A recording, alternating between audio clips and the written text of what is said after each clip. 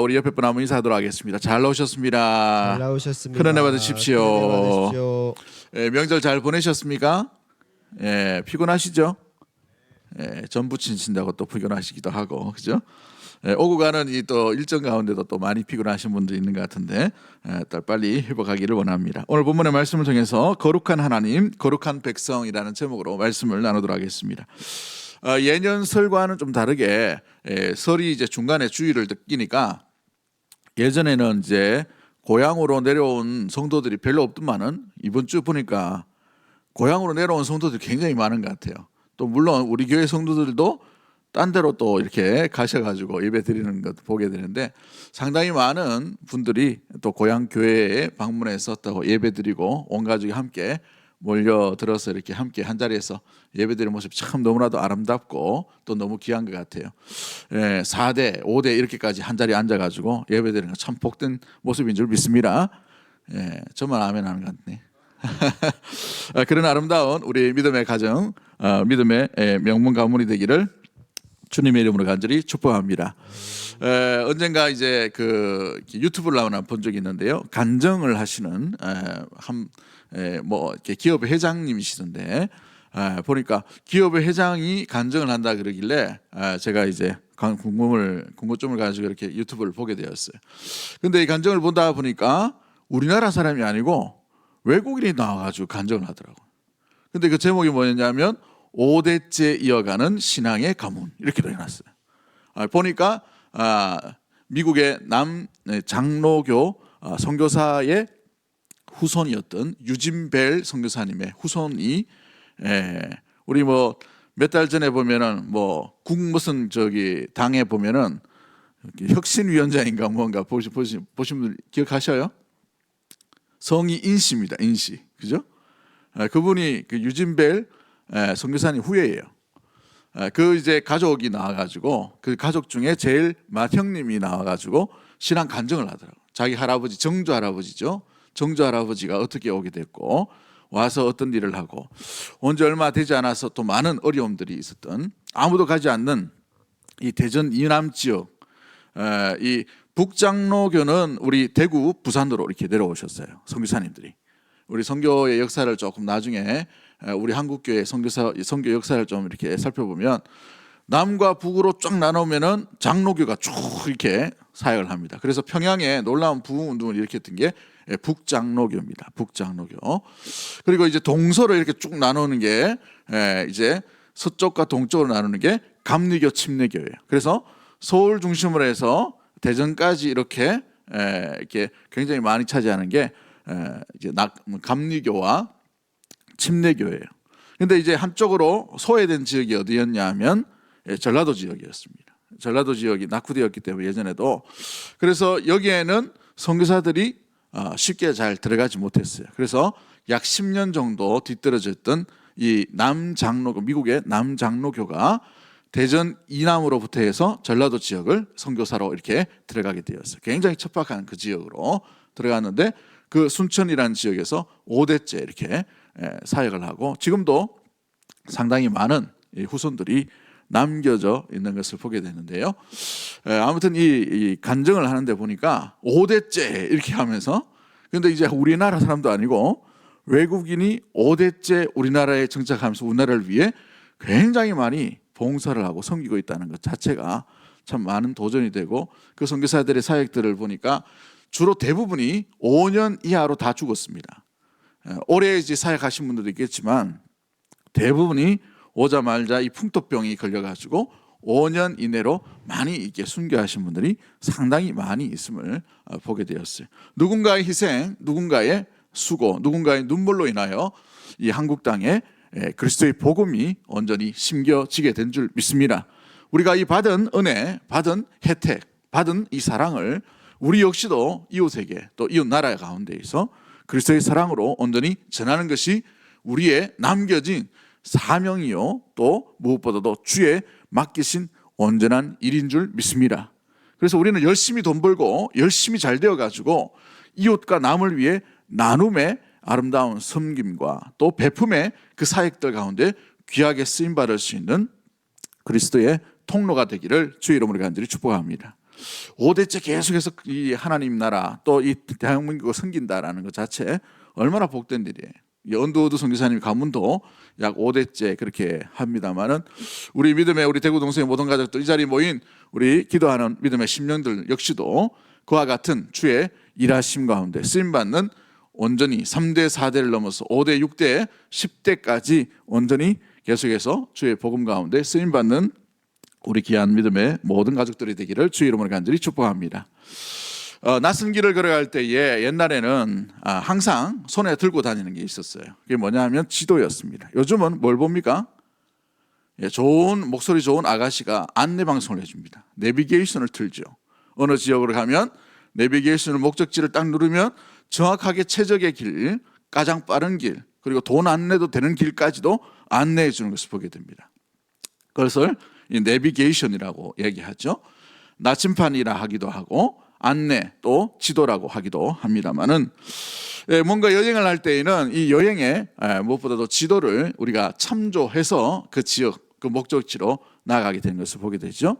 그때 당시에 항해를 하려면 반드시 나침판과 지도를 참조해야만 목적지로 갈 수가 있어요. 길이 잘 나와 있지 않기 때문에 그런 것이고 또 먼 길을 걸어갈 때에는 항상 헤매이기 때문에 그런 것이죠.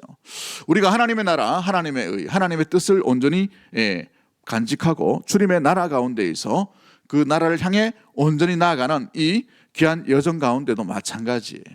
분명한 삶의 지침서와 삶의 귀한 지도와 같은 것이 반드시 필요하다는 사실이죠. 그 지도가 무엇입니까? 우리에게 선물로 주신 하나님의 말씀인 줄 믿습니다.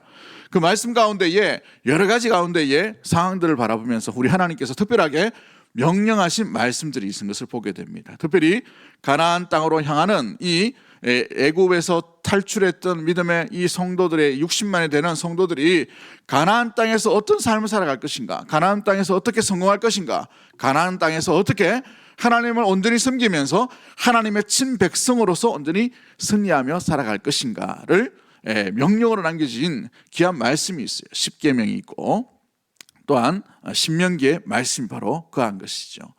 그 신명기의 모든 말씀을 축약한 말씀이 오늘 레위기 19장 1절부터 4절까지 등장하는 말씀 가운데 나타나고 있습니다. 그래서 많은 구약학자들은 이 레위기 19장 1절부터 4절까지 말씀을 신약의 산상수훈과 같다라고 이렇게 해석을 하고 또 바라보기도 합니다. 왜냐하면 굉장히 축약되어 있기 때문에 그런 것이죠.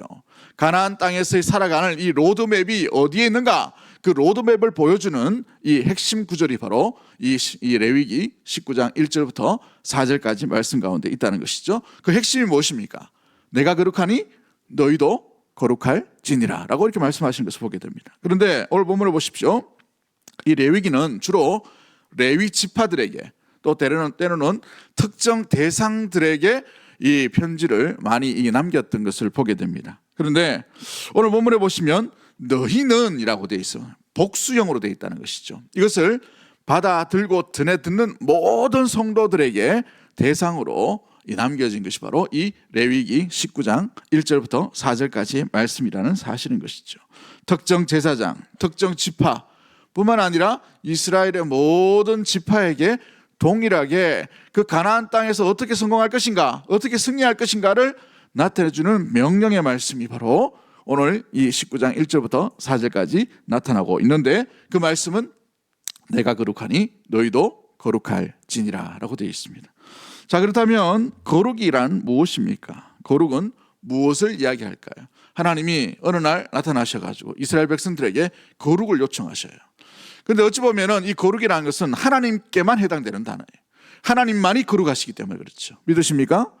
하나님만이 거룩하셔요. 그런데 하나님을 따라가는 백성들은 약하단 말이죠. 이스라엘 백성들이 광야 가운데 얼마나 많은 실수를 하고 얼마나 많은 불순종을 했습니까? 그러므로 거룩을 할 수가 없는 형편 가운데 놓여져 있는 것이 사람의 인생이에요. 우리도 마찬가지죠. 거룩이라는 단어, 거룩이라는 설교, 거룩이라는 어떤 성경 구절을 읽기만 하면 어떤 마음이 듭니까? 솔직하게 말하면 예? 부담되죠. 부담.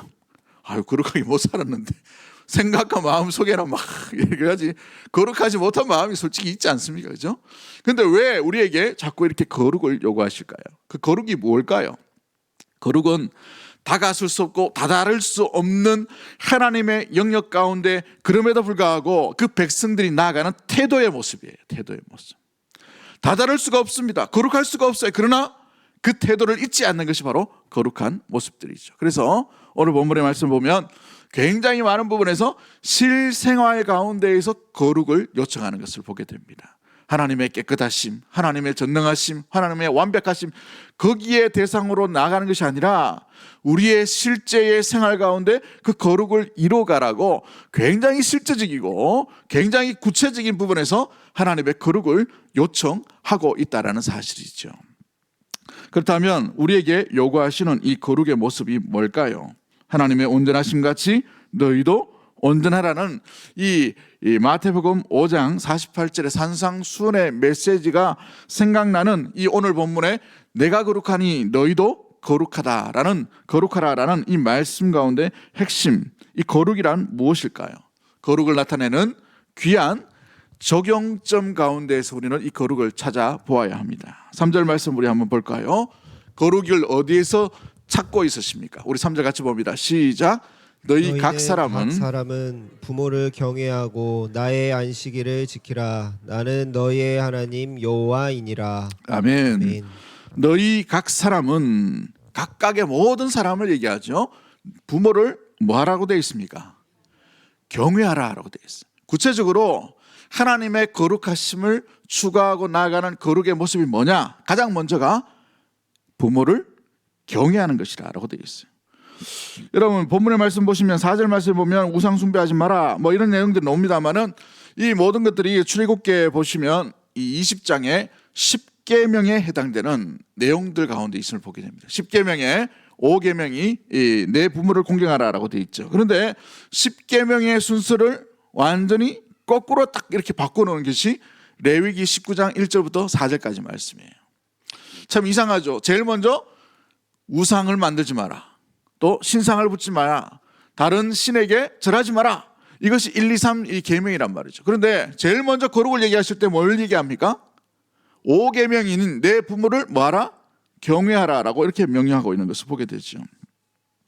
여러분 오늘 본문에서 나오는 이 계명의 모습들과 출애굽기에 나오는 10계명의 계명의 모습들을 딱 비교해 보면 딱 거꾸로 딱 돌이키면 이 적용점이 바로 되는 모습들을 보게 됩니다.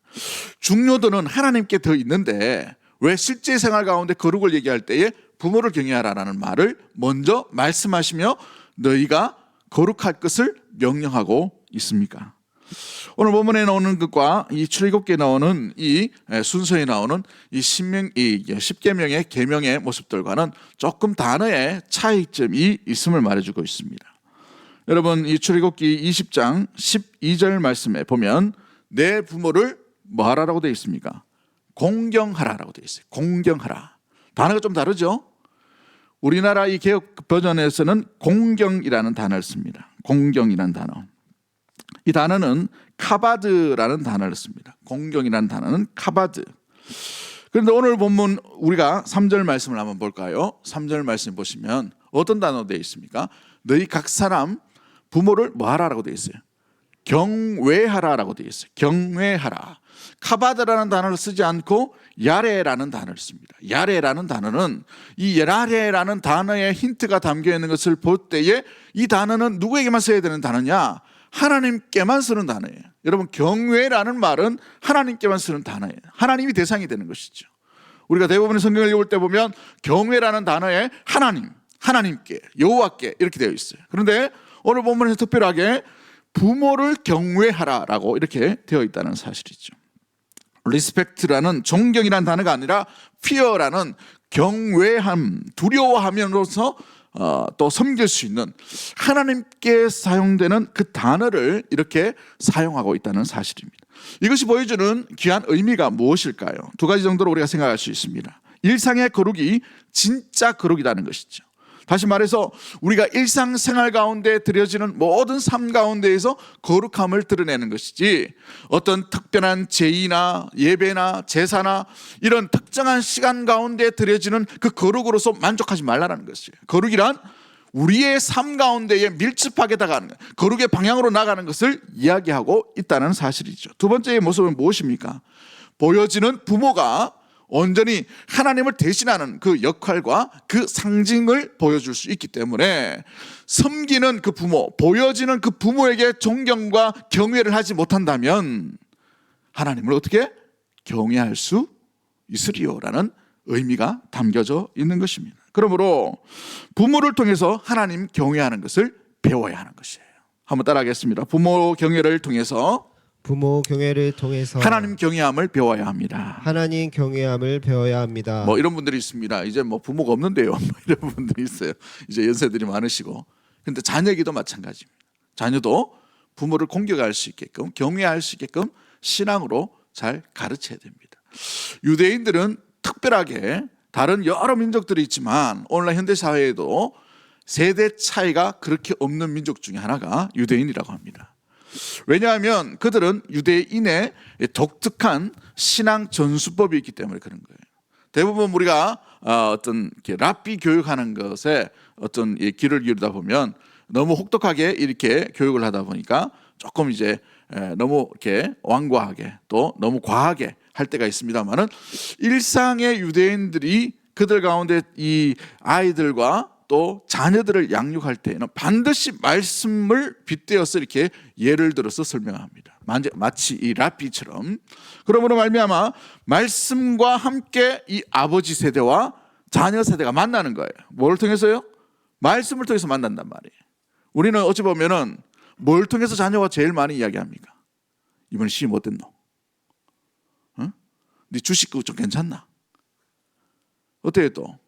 요즘 만나는 아가씨는 어떻노? 이렇게 이런 대상으로 만난단 말이죠. 물론 그것이 틀린 것은 아닙니다만은 가장 중요한 것은 우리가 이 아이들보다 더 똑똑할 수가 없어요. 정보나 어찌 보면 추진하는 거나 생각이나 이런 현대의 어떤 여러 가지를 통해서 우리는 알 수 없단 말이죠. 그렇기 때문에 우리가 알 수 있는 가장 잘 알고 우리가 익숙하게 수십 년 동안 축적되어 있는 것이 뭐예요? 하나님을 만난 흔적이란 말이죠. 할렐루야.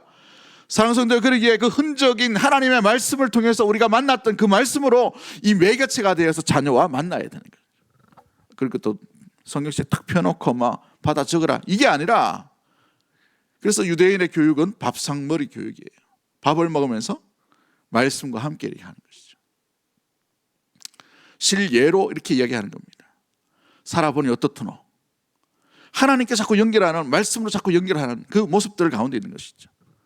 선택 가운데에서 하나님의 뜻을 구하고 하나님의 말씀을 먼저 빗대어서 말씀 가운데 있는 하나님 기뻐하시는 것이 무언가를 생각하면 거기에 적용점을 두고 매개점, 접촉점이 되어서 아이가 말씀을 통해 하나님을 알 수 있도록 부모의 말, 부모의 경험, 부모의 이야기를 통해서 하나님을 만나도록 해야 되는 것입니다. 이게 부모 세대의 역할인 것입니다. 그래야 그 부모의 말, 부모의 그 뒷모습과 어깨에 넘어서 하나님을 경외하는 법을, 하나님을 만나게 되는 놀라운 일들이 일어나게 되는 것이죠. 여러분, 이 주일학교가 세워진 것은 영국에서부터 시작됐어요. 영국에서부터 시작되는데 이 근대화 시대에 많은 고아들이 생기고 많은 부모들이 공장에 노동자로 들어가게 되었습니다.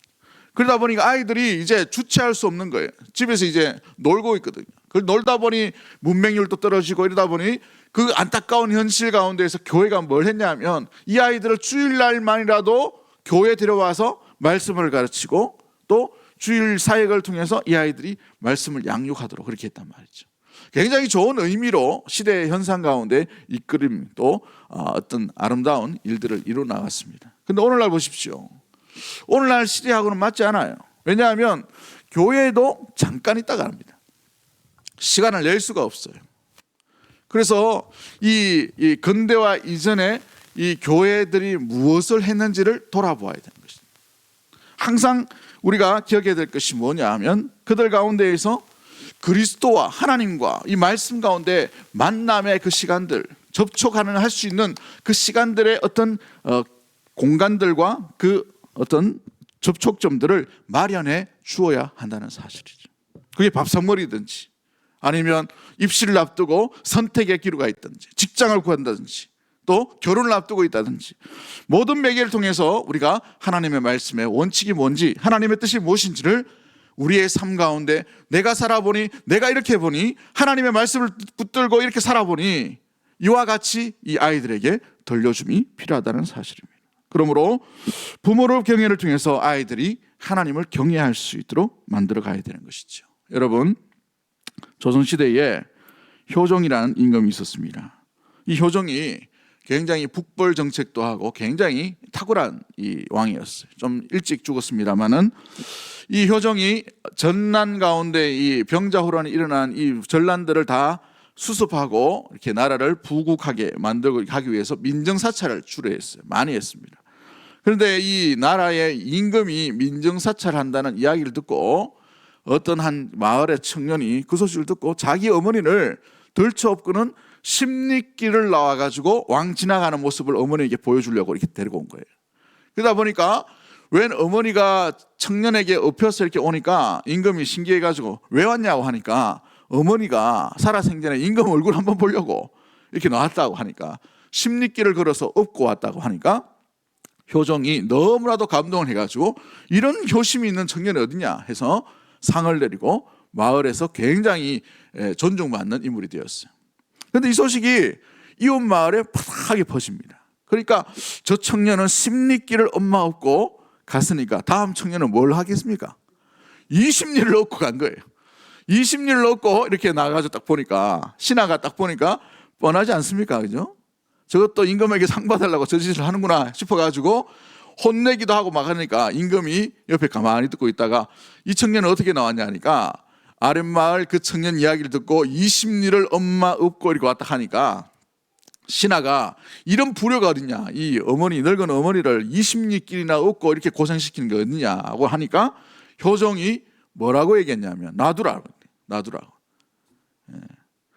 아주 유명한 말을 합니다. 효도는 흉내라도 내는 것이 아름답다. 여기 했어요. 굉장히 멋진 말이죠. 효도는 흉내라도 내는 것이 아름답다. 이 거룩도 마찬가지입니다. 우리가 거룩할 수는 없어요. 어찌 보면 부모 세대와 이 자녀 세대 가운데에 이 틈과 갭이 있을 수밖에 없습니다. 그러나 중요한 것은 효도를 통해서, 효도의 흉내를 통해서 부모를 존경하는 것처럼 우리 거룩도 마찬가지죠.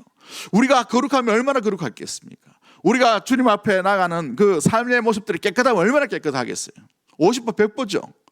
우리 눈에, 우리 생각 안에, 우리 내면 안에 들어와 있는 이 죄의 본성들이 우리를 그렇게 거룩하지 못하다고 우리를 억누르는 그런 모습들이 얼마나 많이 있습니까? 오늘 교회 오실 때에도 수많은 잡동간이 생각들 가지고, 그죠? 무거운 짐을 지고 오지 않으셨나요? 그죠?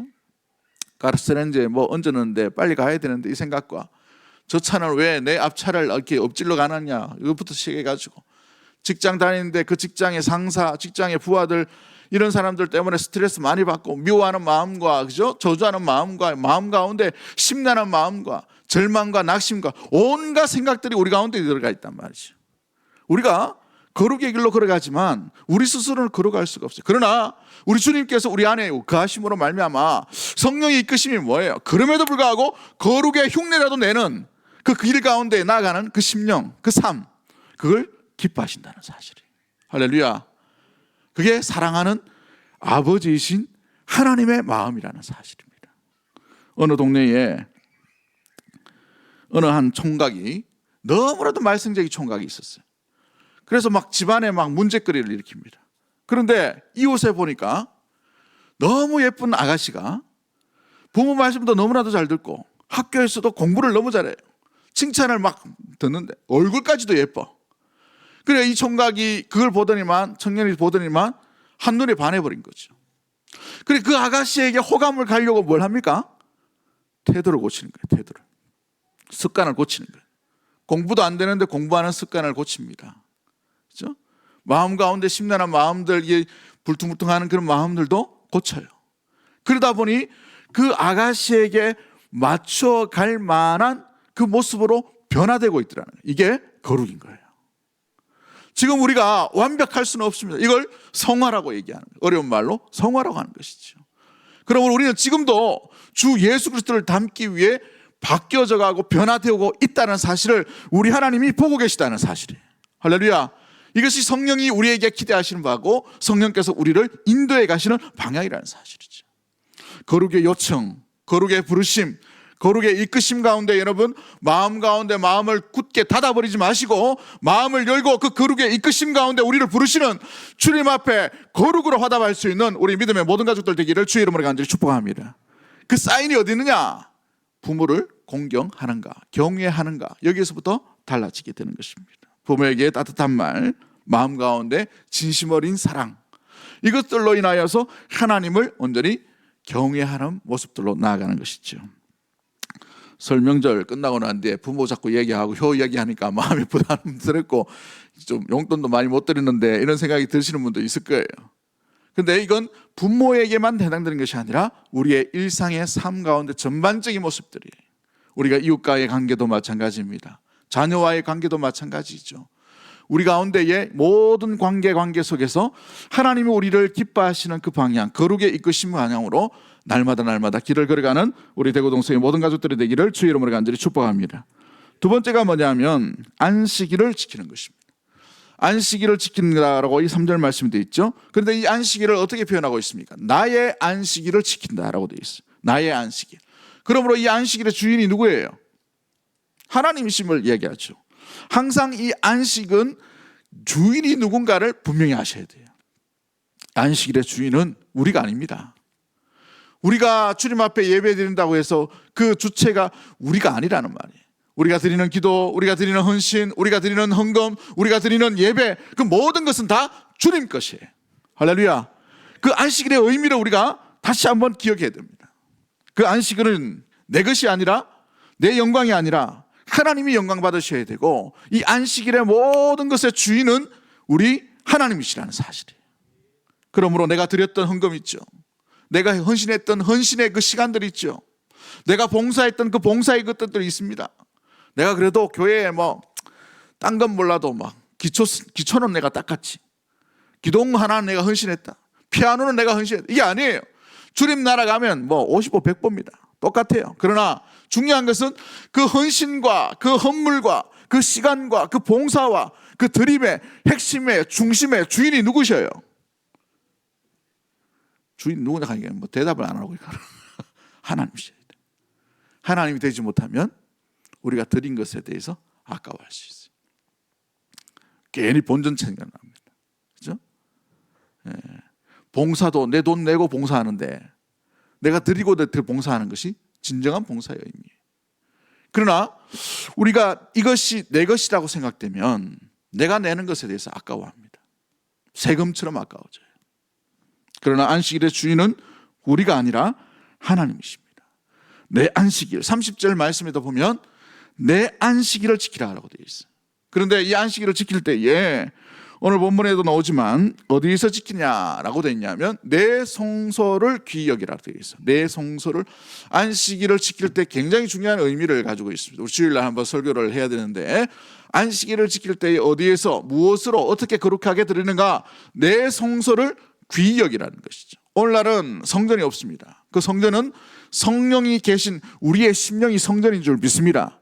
그러나 중요한 것은 우리가 함께 모이는 시간, 구별된 이 시간이 바로 성전이라는 의미는 우리가 잊지 않고 기억해야 되는 것이에요. 할렐루야. 공예배의 이 모든 시간이 바로 성전으로 우리가 모이는 시간이라는 사실이에요. 그러므로 성도의 모든 신앙의 기초, 성도의 모든 신앙의 출발, 성도의 모든 신앙의 근거가 어디 있냐? 예배드림이 있다는 사실이에요. 예배드림. 이 예배드림을 실수해버리고 예배드림을 드리지 않으면 목사라 하더라도, 목사 할아버지라도 신앙이 떨어지게 되어 있어요. 여러분, 군대에 제가 갔을 때에 2주 정도 교회를 안 보내주더라고요. 2주 정도. 제가 유일하게 예배를 못 드린 2주였습니다. 외국 가도 예배를 드리고 안식월 가도 예배를 드리고 다 했는데, 군대 가니까 딱 2주를 예배를 안 드리는데 몸이 막 말을 안 듣더라고요. 영혼 가운데 예배 드리고 싶은 욕망과 열심과 이 마음 가운데, 그죠? 너무너무 열망이 막 있었어요. 그래서 이제 3주 만에 예배 드리는 그 첫날 잊을 수가 없어요. 실로암, 오늘도 실로암 불렀는데 열심히 부르는데 실로암 어두운 밤에 딱 부르는데 막 눈물이 쫙 나더라고요. 얼마나 회개가 되는지요. 예배는 우리 주님이 주인이 되시는데 그 시간을 어떻게 구별하는가? 어떻게 드리는가, 여기에 이 예배, 이 안식일이 누구 것인가를 온전히 구별된 모습들로 나가는 것이, 이것이 바로 거룩의 삶이라는 사실이에요. 일상적인 바쁨이 있다 하더라도 이 예배의 공적인 그 시간과 장소와 그 의미를 잃어버리지 않는 우리 믿음의 모든 가족들 되기를 주의 이름으로 간절히 축복합니다. 우리 코로나 이후에 우리가 온라인으로 했어요. 근데 온라인도 예배의 정신으로 온전히 생각하면 괜찮아요. 그러나 들이다 보니 어떻게 됐습니까? 핵심이 빠져버렸어요. 내가 주체가 되어버렸습니다. 오늘은 우리 담임 목사님 설교를 듣는데 막 듣다가 딴 데 딱 들어보니까 이웃집 교회 목사님 나오네. 그죠? 또 딱 들어보면은 이게 유튜브가 빨빨 돌잖아요. 검색만 하면 다른 건 옵니다. 10,000명, 5,000명, 뭐 30,000명 되는 교회, 뭐 100,000명 되는 교회 목사님들은 수두룩해요. 그 목사님들 보니까 설교에 뭐 재밌거든. 막. 여러 가지 갖춘 게 우리 이 교회의 어떤 시스템보다 따라갈 수 없는 그런 방송국 수준의 막 스크린도 깨끗하고 막 얼굴도 뭐 얼마나 잘생겼는지. 그죠? 저는 대충 생겨서 죄송합니다만 얼마나 이렇게 잘 되어 있어요. 그런데 한번 잘 생각해 보십시오. 그 목사님이 여러분을 대상해서 어떤 메시지를 남기겠습니까? 여러분을 위한 대상의 메시지가 아니에요. 그 분당 거기에 있는 성도들 대상으로 설교를 하는 거지. 우리 수성구에, 이 수성 사가에 65년 된 우리 교회 가운데에 그 교회 담임 목사만큼 그 교회 알고 있는 사람 누구겠어요? 사랑하는 성도 여러분, 우리가 중심과 의미를 잃어버리면 중심이신 우리 이 받으셔야 될 주인이 누구인지를 놓쳐버릴 가능성이 굉장히 많이 있음을 보게 됩니다. 내 편의대로 예배 드릴 때가 있어요. 내 욕심과 내 욕망대로 드릴 때가 참 많이 있음을 보게 됩니다. 여러분, 그러기에 이 안식일의 가장 중요한 의미가 뭐냐 하면 구별하다라는 거예요. 구별하다. 이 구별이 뭡니까? 시간을 내셔야 돼요. 시간을 빼내야 됩니다. 시간의 드림, 장소의 이 어떤 그 시간들 가운데에서 구별됨이 드러나야 되는 것이죠. 이 안식일을 지킬 때에 출애굽기 31장 13절 말씀, 이런 말씀이 있습니다. 너는 이스라엘 자손에게 말하여 이르기를 너희는 나의 안식일을 지키라. 이는 나와 너희 사이에 너희 대대의 표징이니라 라고 되어 있어요. 표징이라라는 말이죠. 이 표징이라는 단어 말은 오토라는 이 히브리 말인데, 이 오트라는 단어가 뭐냐면 사인을 얘기합니다. 사인. 이 사인이 뭐냐? 표시예요. 표시. 그러므로 어떤 표시를 해야 되는가? 시간에 대한 표시, 마음에 대한 표시, 장소에 대한 표시, 구별됨이 반드시 표시가 돼야 돼요. 구별됨이 본뜻이 드러나야 되는 것이죠. 그래서 시간을 구별해야 됩니다. 장소를 구별해야 됩니다. 화장실에서 예배 드릴 수는 없어요. 그러나 우리가 뭐 포로로 잡혀 있거나 이럴 때에는 화장실에서 드리는 예배도 되겠죠. 그러나 우리가 이 유튜브나 이거 드려보면 어땠습니까? 이 코로나 때에 저도 한번 해봤어요. 그래서 얘기하는 겁니다. 화장실에서 예배 드리고 있더라고요. 와, 얼마나 놀랐는지요. 우리의 마음이 항상 중심의 주님을 향하지 못하면, 주인이 누구인지를 잃어버리면 내 편의대로 드릴 가능성이 굉장히 많이 있음을 보게 됩니다. 가인과 아벨의 제사를 하나님께서 어떻게 보셨어요? 자기 임의와 자기 편한대로 자기 드리기 원하는 그 마음대로 드렸던 이 가인의 예배는, 제사는 하나님께서 받으시지 않으셨어요. 그러나 이 아벨이 드렸던 그 제사, 양의 이 어린 양의 첫 새끼를 드렸던 그 마음과 중심이 주님께 향한 그 제사는 받으셨어요. 우리의 예배가, 우리의 안식일이, 우리가 정정으로 주님께서 원하시는 그 안식일의 의미가 주님이 과연 받으시는 안식일인가, 나를 위한 안식일인가. 우리가 날마다 예배 시간에 올 때마다, 기도 드릴 때마다, 찬양대 쓸 때마다, 찬양팀으로 쓸 때마다, 방송실, 또 안내, 주방에서 여러 가지 일을 할 때마다 우리가 항상 점검해보고 항상 기억해야 되는 것이죠. 설교할 때도 마찬가지예요. 설교의 주인공은 목사가 아니라 하나님이신 줄 믿습니다. 그러기에 항상 우리가 기억해야 되는 거예요. 우리 청중도 마찬가지입니다. 앉아있다고 우리가 주인이 아니에요. 듣고 있기만 하고 좋은 말 하네, 그렇죠? 재밌게 하네, 은혜 되네, 감동이 되네, 이게 아니에요. 주체가 주님이 받으셔야 되는 거예요. 여러분이 앉아있는 그 마음과 정성과 모든 시간들을 통해, 그 구별된 시간을 통해 주님께 드림이 있어야 돼요. 그래서 모든 예배의 순서는 주님께 드림으로 되어 있는 거죠. 묵도도 드림이죠. 헌금도 드림이죠. 기도도 드림이죠. 찬양도 드림이에요. 축도는 주의 말씀을 듣고 내가 그렇게 살겠습니다는 삶을 드림이에요. 할렐루야. 사랑하는 성도 여러분, 그러기에 이 예배 안식일의 주인공이시 우리 하나님이심을 항상 잊지 않는 우리 믿음의 모든 가족들이 되기를 주의 이름으로 간절히 축복합니다. 마지막 하나 더 남았는데 시간이 너무 많이 갔어요. 10분까지만 하도록 그렇게 하고, 우리의 이 참된 거룩이란 무엇보다도 안식일, 나의 안식일을 지키는 것입니다. 또한 하나님이 거룩하시기에 내가 거룩하다는 그 하나님의 온전함을 이루어가는 그 삶 가운데에 중요한 것이 무엇입니까?